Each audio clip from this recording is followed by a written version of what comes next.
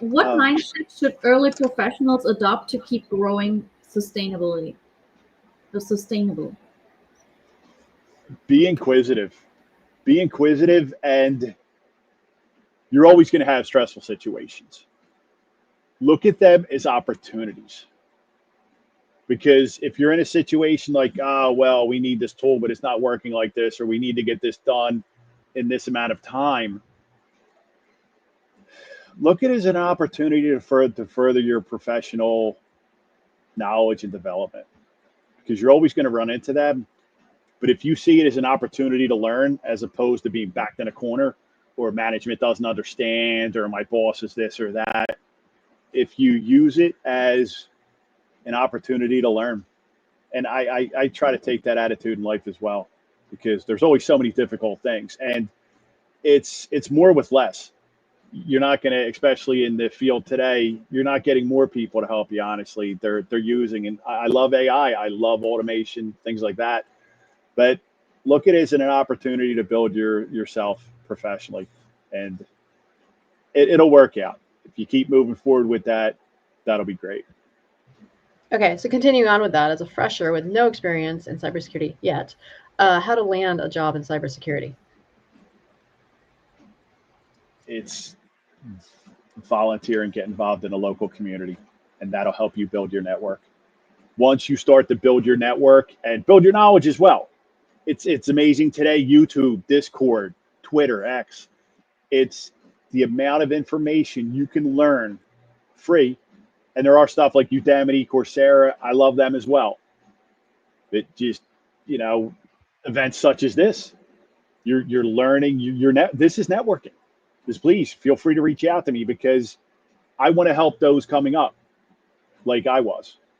And also, this brings into look into getting a mentor. Looking at once you get involved in these groups, and you're working with these groups, and you're helping them set up the event, you're setting up the chairs, you're cleaning the table, things like that, mundane tasks like that, that after a few meetings are going to go, so and so was really helpful. So and so helped us with this. After a certain amount of time, you might be able to get on the board. And then once you get on the board, you start to build the network, and the vendors that come to the meetings, the other folks that come to the meetings, you'll start to build that network. And as you learn yourself, and look in this, Security Plus is a great certification. That is one of the first certs. And ISC Squared has the competence in cybersecurity. It's called CC. I'm not 100% sure what that acronym means, but it's free. And I say free with the silly little quotes. I think it costs you $50 after you pass the test to become a part of ISC Squared. But that CC certification is a great way to move forward. That with your personal learning and getting involved in networking and volunteering. That's, I think, the best way, because it is tough in this landscape right now. But volunteering and building it. Is it possible to fully replace the human workforce with AI in cybersecurity, and what are the implications? I don't think anytime soon. I think that AI is a tool. It is a tool. It's great for automating tasks. It's great for, it does everything. And there's generative AI. It's driving cars. I know it does so much more. But I see it in cybersecurity as a great tool for a SIM, for example, the log aggregator. That is some really mundane work to go through that. Now, if you train it and tune it properly, you can use AI automation to start to build your normal network traffic. You get down your network posture. Okay, these systems talk to these systems. Get your baseline down using AI, and then it can help you start to notice anomalies.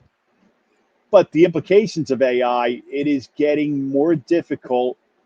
This is what I've been hearing from counterparts. It is getting more difficult there are not as many entry-level positions.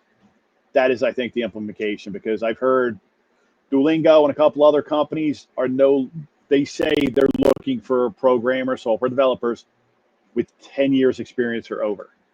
So to get into some of these companies as a software developer is a lot harder than it was. I'm not saying it's not, we're going to need software developers. We're going to need, I see AI as a very, very complex tool that makes our job easier. But it is streamlining some processes that used to be manual. And we have to go the extra mile. We have to network. We have to get involved. We have to learn the next thing. We have to learn how to use AI effectively to make our local, to be more efficient for the organization.